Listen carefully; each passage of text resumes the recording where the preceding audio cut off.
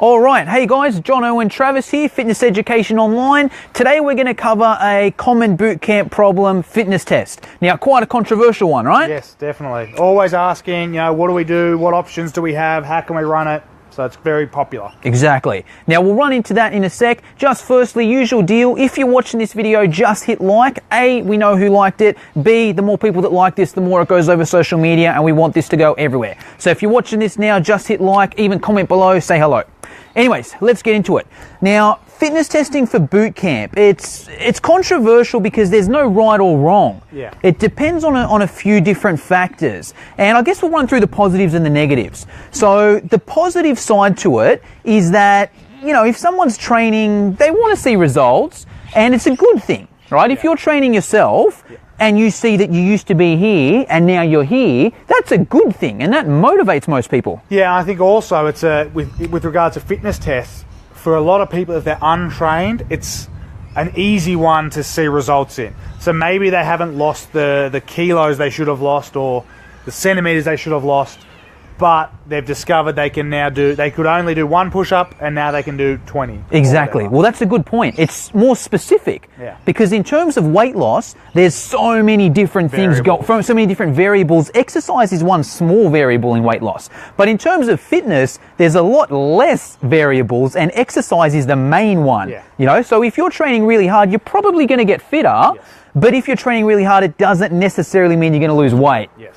So that's sort of, I guess, the positives of it. The negatives of it is it can be super intimidating if you're just starting off. Yeah. So if you're a new client and you're super unfit, there's nothing more intimidating than a fitness test. Come down to do the beep test. Exactly. You're going to hear it. They probably sucked at it at high school like Travis did. So, True. Not the world's greatest runner. They probably sucked at the beep test at high school, and, they came, and it just brings back bad memories, and they feel like they're going to come last in front of everyone, and it's going to show how unfit they are, and everyone's going to think they're so unfit, and that's all bullshit. Like the trainer, we couldn't care less how fit someone is. You're looking for improvements. Exactly.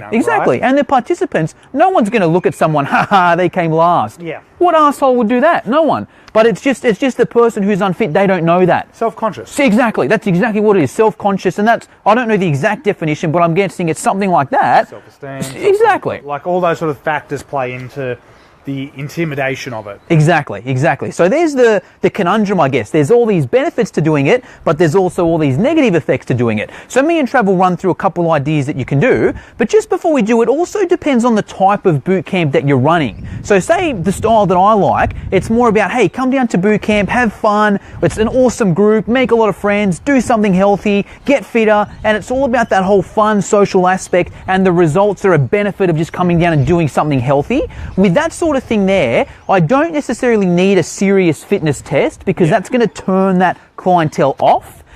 Whereas the other way, if you've got someone if you're running a boot camp who's like a super serious boot camp, and you could have a goal target. So it could be, your boot camp could be preparing for a half marathon or whatever. It's Tough Mudder. Yeah, exactly. That's the purpose of your boot camp. So you may need some of these tests involved because you're preparing for a half marathon or whatever, Tough Mudder, whatever it may be. Yeah. Exactly. And even just different people. Like I know myself, my style, I've got a trainer myself. I just want someone I can kick back and have fun with, but still get results. All right, so that's you, Jackson. Thank you. And I'm guessing with Trav, you may be more the other way. You'd probably want a bit more results-based one, or? Yeah, for me, you're more a soul trainer, though. Yeah. Yeah, I actually like to train by myself a lot of the time. So, for me, it's a bit different. I'm not a big cardio sort of person, but I'm quite internally motivated with my own fitness. So I suppose I fit outside that realm a little bit. Okay, well maybe someone else, and there may be people that they just want results. Yeah. They don't give a shit about having fun.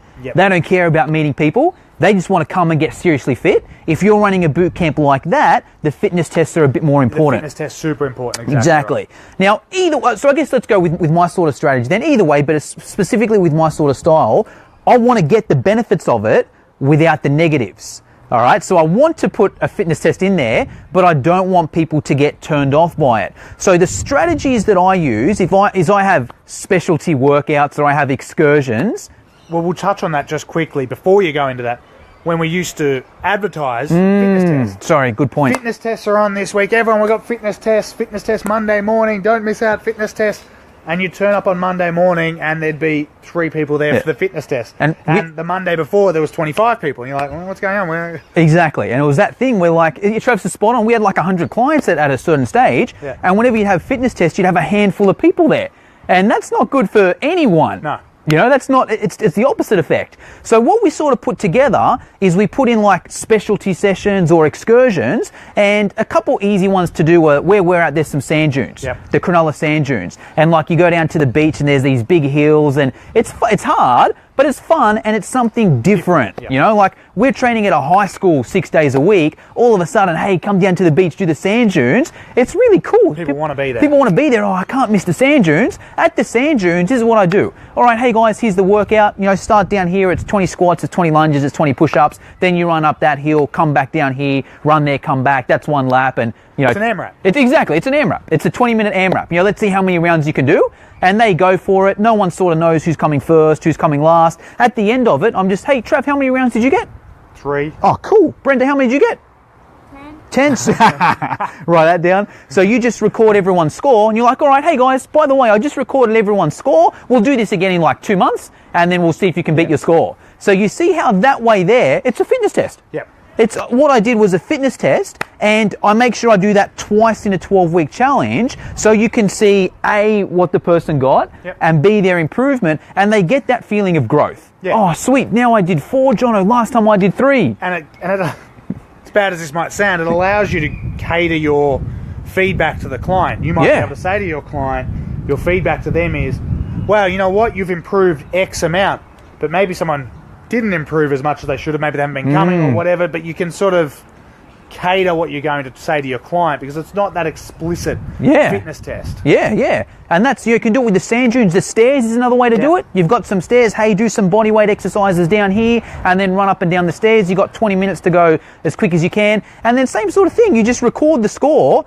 and then you do it again in 6 weeks' time. So you've got a fitness test. Yeah. You're getting all the benefits of the fitness test, but no one's getting scared of doing a fitness test. They're like, oh, sick, we're going to do the stairs. We're actually training out of the high school today. Yeah. Oh, sick, we're going to go to the beach. Awesome, I'm going to get my tan on. And they want to come and they do the test without the intimidation. All right? Now, in saying that, there's a few key things that you got to do even when you're running this test. I'll grab Brenda here. Now, especially if you've got a run or something in there, I don't like long runs in general because it just splits up your group too much. But if you're doing something like the sand dunes or a stair session or even there's a run in there, this is how I recommend you do it. You as the trainer would... That's why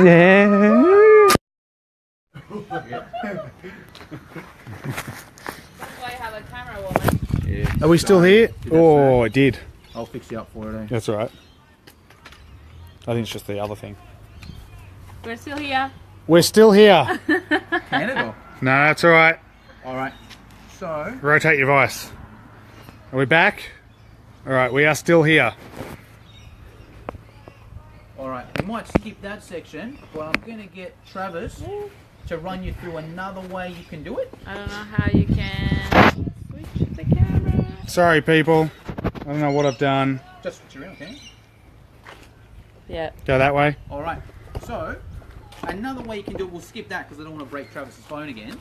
But another way you can do it is if you're running a group... so anyway, it's all right. Go. Start again. Wait. Go. All right. So, do that one? Or? Yeah, let's go. All right. So what you would do if you were running like a running sort of thing, you as the trainer would stand here in the middle, and say your participants do their body weight exercises here, they do their squats and lunges, whatever. You say, hey, run to that cone there. They would then come back to the middle with me. They give me a high five. Nice, Trav, doing well. Just that one there. All right, nice, Brenda, doing well. All right. And they would walk through. See how if I'm in the middle here, and they're sort of running there and back. You don't know who's coming first and last, right? You have no idea, so it gets rid of that sort of intimidation side of things. Another way you can do it, that's fine guys, another way you can do it is if you're running a session, let's say you've got 2 trainers, say I'm running it and I've got like 20 people down here, and I've got 2 trainers, me and Travis, what we can do is Travis could just tap participants one by one and get them to do a bit more specific fitness test, alright? So let's say Brenda was here and the whole group was doing squats or whatever. All right, and I had another trainer, Travis, he could come along and just tap one participant. Come on, Brenda. All right. They go over there. They do a little fitness challenge here. Travis is going to get Brenda to do how many push-ups she can do in a minute. All right. So I'm still here with the group. I'm still running the whole group session. Everyone's still going. Travis is there. He's counting Brenda's reps. He might write it down on his phone or something. Once Brenda's done a minute, she goes back into the group. Travis will tag the next participant, and then they would go through it there. All right. So just a couple of things when you are doing an exercise like that, what you want to make sure is you've got those standardizations. So what we use, what works well for things like push-ups is either water bottles, or these cones are a bit better, they're a bit lower. So that allows you to have like that standardization, so they're doing the same reps all the time. What you don't want is you don't want your clients in the first round doing their push-ups, I don't know, their push-ups when they first start are like this, and they're doing 100 push-ups, and then in the next time they do it, their push-ups are like this, and they've gone from 100 push-ups to 15 push-ups. Kind of looks like they're going backwards, but they're not really, because their range of motion's improving and stuff like that. Same thing with squats. We find the best one for squats are benches, or some kind of marker you can use, as opposed to just using your head. Just go, oh yeah, that's about right, that's about right, that's about right. But if you have got a bench you're using, it is much easier to touch and go on the bench. Exactly. Our camera's flipped around, so we're sort of in selfie mode, so we've probably gone backwards as well. Travis is used to selfie mode though, right? Yeah. So they're the important things with any sort of fitness test you're doing. It's got to be standardized. All right. It's all over the place today. Phone calls. Look at it. So just scan that.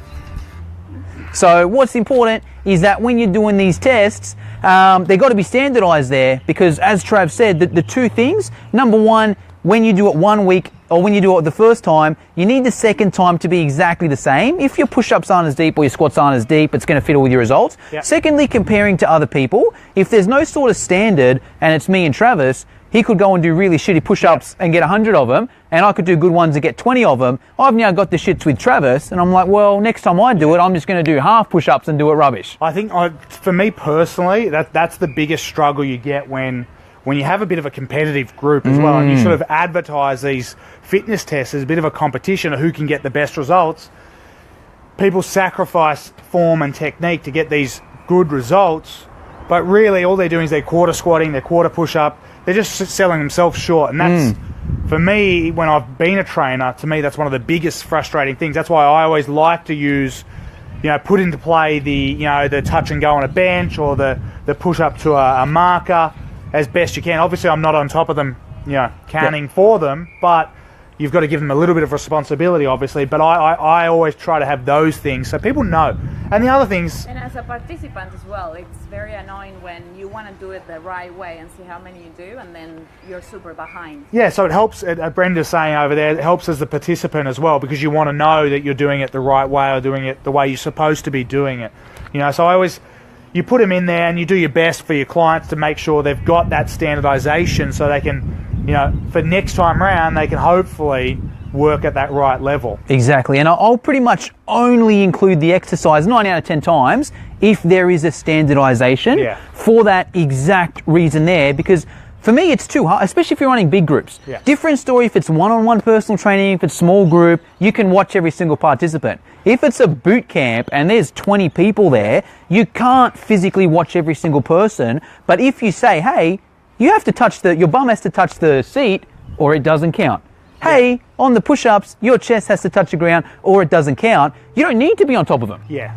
Because it's there for them. Ideally, they should, ideally, obviously. But, that's I think that's the most important thing. And plus, when you explain at the beginning, you say, look, you're only competing against yourself, really, in these sort of things. And if you short the push-ups, like we said, next time around, when you actually are a bit stronger and do them better, you sort of end up seeming like you've done worse when you're not. Same as your squats and all those sort of things. Exactly. That's pretty much it for today. If you liked the video, just hit like. We comment or we need more likes. We put all this sort of stuff in our bootcamp courses anyway. So if you're keen to do it, I'll put the link below. Have a good day. Sorry about that phone.